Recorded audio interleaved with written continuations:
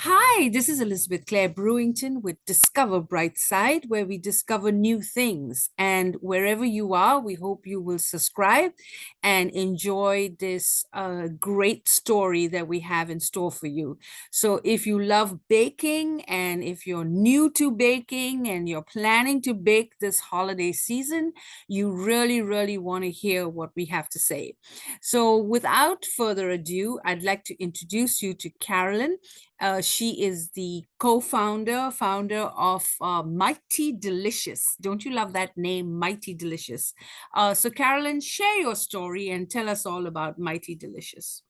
Sure. Hi, I'm Carolyn Haler. I'm the founder and CEO of My Delicious. I was diagnosed with celiac disease in 2012 when I was 31 years old. So I had lived a very gluten-full life up until that point. I'd had the opportunity to live and study abroad, and I'd eaten all of the pastry and the pasta and the croissants and all the things that, really make life sometimes very enjoyable. And being diagnosed at such a late age is very different from being diagnosed as a child. And as I was sort of dealing with this diagnosis and learning how to heal my body with food, which is what sort of I needed to do, I realized that a lot of the products on the market that were being marketed to people with celiac disease or gluten intolerance or digestion issues were really created by parents for children. And there is a lot of love and a lot of sympathy in these products.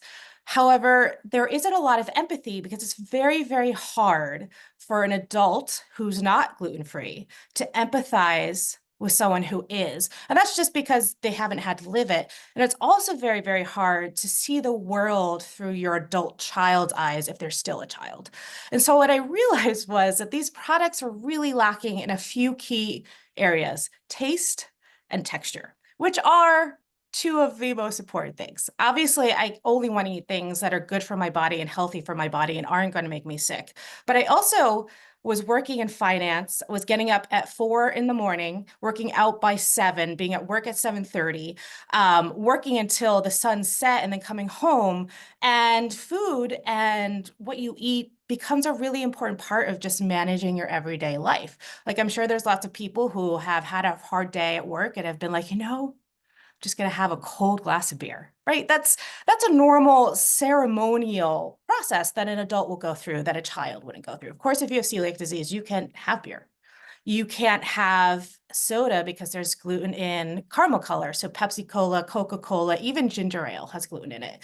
And so you suddenly realize that many of the ways that you manage your stress, that you cope with your life, that are really small, like having a Diet Coke or a Coke at 3 o'clock is not a big ceremonial thing. But when that is taken away from you, you realize how important it was to you, especially when it's all these little things. Like, I can never just grab, if I'm late for work, I can never just grab a bagel.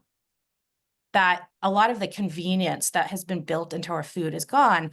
And so I was sort of living in this world of products that were made for children, but needing an adult product, something that would satisfy my needs as an adult, my experience with food, because I knew what food should taste like, that was also good for me and that would not cause me any harm. And I just realized one day, I was like, it's not going to happen. I was like, it's just not. It was 5 years. It was 2017. I was like, I was tired. It was the holiday season. I'd been working crazy hours. I was shopping for Christmas presents. I hadn't eaten all day. I was sad. It was like cold out. I was just having a bad day. I was sad and tired and hungry. And so I grabbed this package of gluten-free cookies off of the shelf and took a bite, and I hadn't even purchased them yet. I'm still waiting in line to buy my Christmas gifts. And it was so bad, I didn't even finish the cookie. I put it back in the bag. And I had to buy them, and then I threw them out on the way out of the store. Like, they didn't even come home with me. They were that gross. And I was just like, that's it. I'm gonna make a gluten-free cookie that tastes good. And that was really the beginning. I spent about 6 months figuring, like, just testing recipes, realized, but one of the reasons there isn't good baking out there is that the technology doesn't exist, that most people are just adapting recipes that are made for gluten. and that you can't bake that way. That does not work. That their products for gluten-free flour really didn't exist, that they were taking products that were made for cooking and then saying, oh, well, you can eat rice. So here's this rice flour that's made for cooking, and now you can bake with it. You can't. You can't. There's baking is chemistry, and there's a lot of that goes into baking that isn't the same as cooking. Cooking is a little bit more artistic, it's a little bit more flexible. You have to follow a baking recipe to the T to make it come out the same every time. And I sort of just came up with some recipes. Finally, after like 6 months of testing and coming up with my own recipes, starting with other people's recipes, realizing they wouldn't work. Coming up with my own recipes, I took some samples, and I live in Manhattan. I walked into the Whole Foods that's here on the Upper East Side, and I was just looking for feedback on the product, sort of a prototype. And I was like, I make gluten-free cookies. And they're like, oh, go talk to Chris behind the bakery counter. I was like, okay. I was like, hey, Chris. And he was behind the cakes. And he goes, oh, I'm the team leader here. I was like, I make gluten-free cookies. I'm a baker. And he was like, oh, I'll try them. He's like, I'm the team leader here. I was like, okay. I don't know what that meant at the time. He tasted them and he goes, that's the best gluten-free cookie I have ever tasted. He was like, take your cookies down to Union Square into Brooklyn. We sell more gluten-free products than any Whole Foods like in the country. If we email the regional office all together at the same time, ask for the team leader. I was like, okay, team leader, got it. They will, they might onboard you. We have like a regional local supplier program. This was on a Thursday, and I was being onboarded to Whole Foods by Monday. And that was my, yeah, that was my go-to-market. I was just baking cookies in my 24-inch New York City oven, right? Like I had no production capacity. I didn't have any licenses. You need a food handler's license. You have to register with the state. I had to form an LLC. I had to find a commercial kitchen that had the right licenses. Fortunately, onboarding into these big retailers takes a long time. It takes from 3 to 6 months. And this was in July, I believe. And I was officially on the shelves by January of the next year. So it did take a full 5 months. But that was the beginning. And it was sort of like a roller coaster from there. I was still working in finance at the time. And was working in finance, and then on the weekends baking cookies at my commercial kitchen. And then I had a team who had like a station wagon, and they would deliver my cookies to Whole Foods on Monday mornings. And that was really the beginning and how it started.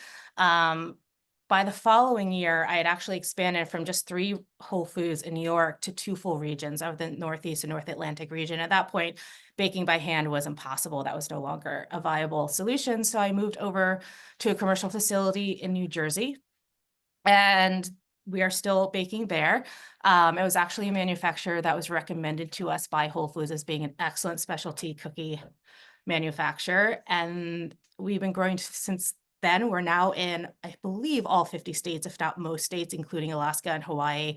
We're in local stores, like your local natural specialty stores, but we're also now in Walmart on the East Coast, and we're going to be in H-E-B and Kroger come January. So we're really growing fast and furious. And then this year, which I think we're going to talk about today, we've launched 3 baking blends for our customers who don't just love our cookies, but want to come home and be able to bake anything, cookies, cakes, pancakes, anything they want. They want to be able to do it and do it really well, which is the technology and the innovation that we've created as a company.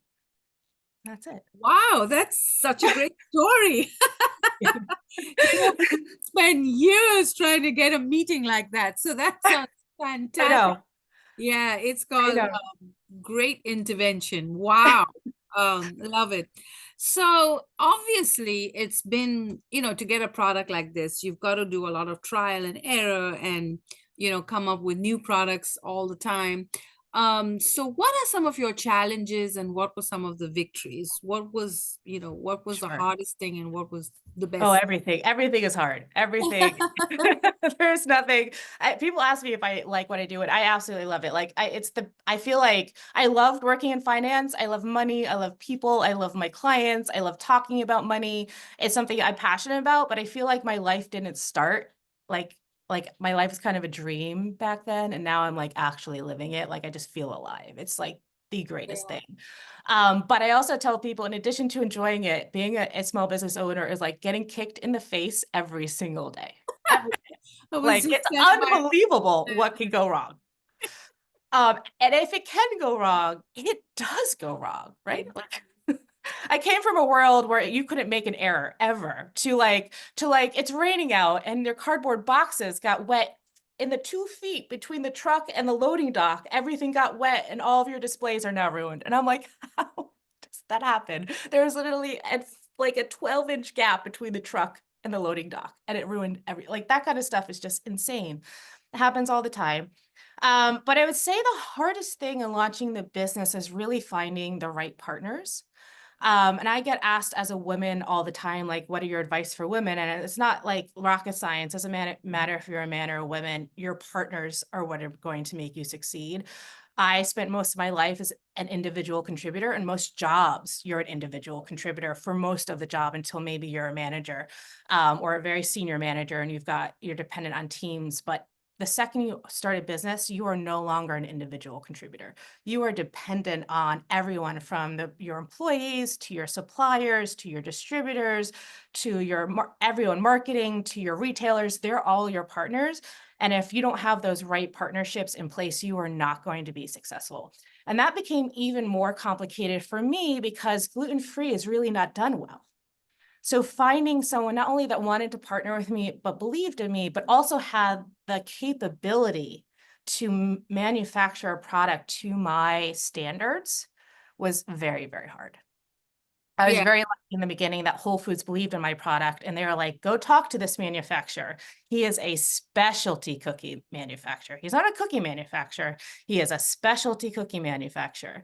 I met with him and he was probably the fifth manufacturer I'd worked with at that point, had been through this sort of like, I can't sell this product. You can't make it. Like, I'm not selling that. It's terrible. yeah. He really believed in the product and he makes millions of cookies a day. And if we're doing a production run, he even like at lunchtime, I'll go into his office and he'll have my cookies sitting there because he eats them.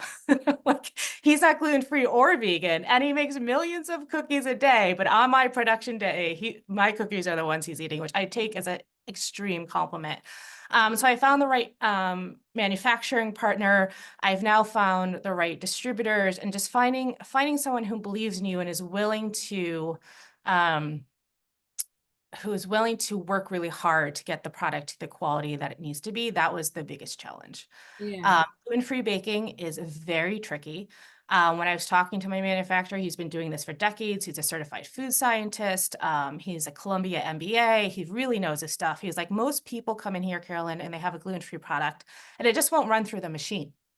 He goes, it tastes great. They can make it at home, but there's a huge jump going from making it, 24 1-ounce cookies to making 600 pounds of cookie dough at once. And you're trying to manufacture that. You have to put it into a hopper all at once. And all of that force and friction has to then produce a cookie that's 1 ounce. And if the dough isn't strong enough and the flour isn't robust enough, it just won't run through the machine. So you're dead on arrival, like even though you can't manufacture at that point. So there's all this technical manufacturing requirements to make a great product that a lot of manufacturers honestly aren't interested in. Right? They're like, it's too hard. I have to clean my machinery. I have to have all these protocol in place. It's a smaller segment of the market. And then we have to throw away dough because it doesn't work and they just won't work with you. And so that's sort of one of the reasons why you have a lot of convergence within the gluten-free market, where if you go and you buy a bunch of gluten-free products, they'll have totally different branding, totally different packaging. But when you open them and put them on the table, they'll all sort of look similar. That's because there's really only a few manufacturing facilities in the United States that make gluten-free products. And so anyone who goes to work with those facilities is going to be put into their process, be put into their supply chain, be put into their operations, and the products are going to all come out looking similar. So I had to find a partner who wasn't one of those guys, but that was also willing to work with me and was really passionate about cookies. And that was the hardest part. It's still hard. It's still like we still are perfecting the recipes all the time, dealing with changes in supply chains or ingredients that we couldn't forecast. But Yeah. that for sure was the biggest hurdle for me. And it's also the reason why I've been able to be successful and why I'm having this phone call with someone who may or may not be gluten-free, but really enjoyed my Yeah. product and wants to talk about it. Yeah, no, I need gluten free as well. Oh, I good. think as Okay. women age, you suddenly, realize that you Oh, can't I can't eat that. like you used to. Yeah, so I was actually very pleasantly surprised. I had tasted gluten-free before, but I had never tasted anything quite like, that's why I was so excited to see you and meet you and share with my audience that, this is a breakthrough product. Thank you. Absolutely. And as you were talking to me, also with the suppliers is also competition. You have to be so careful that, your suppliers are loyal to you. Uh, Hmm. and we have the same issue too because we do a lot of video shoots and we travel, and we have to have the best, crew, because it's also your own passion. You want them to deliver on your promise because it's your Hmm. product, it's your brand, and if they fail, then you fail, kind of, Absolutely. so yeah, so you've hit the nail on the head. So we talked a little bit about the victory with Whole Foods, and what are some of your personal victories? I mean, you probably hear a lot about people so grateful, so thankful. You've helped them with their health, eating habits. And so, uh, I'm sure this is a gratitude product. We do a gratitude event, and definitely this is something that we're so grateful to you for going through all this to produce such a great product. So, what are some of your victories that you've achieved? Oh, that is such a good question. I don't know. It's interesting because I love that you do a gratitude event. And obviously, we have comments online, and I get all of these wonderful comments, people thanking me and telling Yes. me like how everyone in the family now eats the product. But I'm also pretty far removed from my customer base. So it's whenever I meet someone who's like, I eat your product and I'm a fan, I get so excited because I'm Yeah. like you're real. Like I know that people are eating because I'm sending out truckloads of product all the time and Yeah. that people are actually buying it.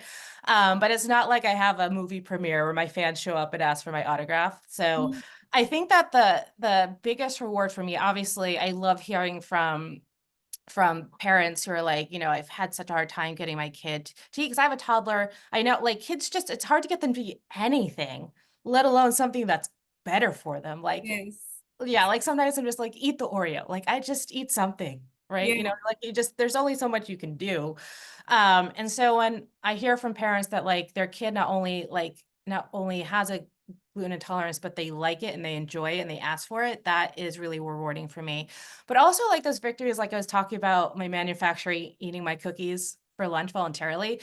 My product isn't just for people with gluten intolerance or autoimmune diseases. It's for everyone. So the Yes. biggest victory for me personally is when someone's like, I'm not gluten free. I love McDonald's.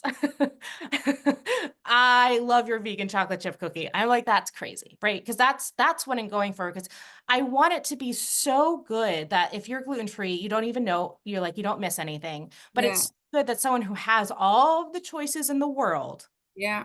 has no, dietary like And they still love it. motivations is like, I eat your cookie because I enjoy it. It tastes good. It That's makes me so, happy. yeah. And that's so true because there are some people that are just, naturally driven to not just health consciousness, but, having, a really good product. And it definitely has a great taste. It's unusual and it's special. So yeah, I think you're right. It goes across to everyone. So let's talk about holiday baking and the holiday Yeah. season. And I really think that, this is a fun product to serve. It's a fun product to share. And so any holiday promotions, any things that are going on with the brand, Yes. Yeah. anything So that you can we have holiday promotions. So if you see us in one of your retailers, we're always on promo in the holidays. So you could go into the grocery store and find us on promo. We're having 30% off our website for Black Friday. So if you're getting ready for Thanksgiving and the holidays, please go onto our website, mightylicious.com, and you can purchase any of our products on there. And then we will have additional promotions as Thanksgiving and the holiday season arrive. There will be additional discounts that people can participate in. We'll also be promoting by releasing holiday recipes that you can use. I know for me, because I love baking, as is obvious, holidays are really hard. They are. Gluten-free baking is really hard, and I am not the only gluten-free person in my family, actually, but I am the only one with celiac disease. So everyone else is sort of like gluten-free because it makes them feel better, but they can cheat. I can't cheat. I react to trace Yeah. amounts of gluten in 180 seconds. So I can't be like, it's just a piece of pie. No, it will make me very ill. So I do a lot of baking on the holiday season because I want to have pie. Mhm. And if you have a family member, like I know it's also people are always like trying to make me gluten-free products because they love me and they're like, they go and they buy the flour blends at the store and it doesn't work. And they're like, this is not what I hoped it would be. And I was like, I know it's not your fault. It is the flour blend. So now this season, when you are baking, just go buy our all-purpose flour. Mhm. Mhm. Yeah. It's so cute. I don't know, you can't see it, but Yes, I can. I can see it. Yep. and then we have a vegan blend too. So if you're Mhm. vegan, if you have someone in your life who's vegan and gluten-free, this one's for you. And then if you don't like baking at all, just make our brownies. That's yeah. But this is the flour, like the reason why I created this product was I make 7 different flavors of cookies. If you don't like baking, go buy our cookies. There's 7 flavors to choose from. They're all wonderful and delicious. But if you do want to bake something, baking is really hard because, as I discussed previously, the flour blends, and specifically rice flour, which is the base of most gluten-free blends, is made for cooking. It's made for thickening sauces. It's made for like battering shrimp or chicken nuggets. It's not made for baking, which requires you to take dry ingredients and wet ingredients, creating a homogenation, which is a dough, and having that homogenized dough turn into a brand new thing, right? That's a very different process. And if you're baking cookies, you have 8 minutes in the oven to make that happen. And if your rice flour isn't milled to a spec to be small enough to absorb that moisture and homogenize, it will not turn into a baked good. It will be either dry and gritty, or it will turn into a puddle and it'll just turn into like nothing. You're like, oh, that has no structure. It just looks like a puddle of sugar on the ground. And we learned that the very hard way where I knew that the flour was very important, but finding a commercial facility that can make the quantities of the type of flour I needed that was milled to the right spec really didn't exist. So I actually worked directly with the mills to make our rice flour to a specific spec so that you can bake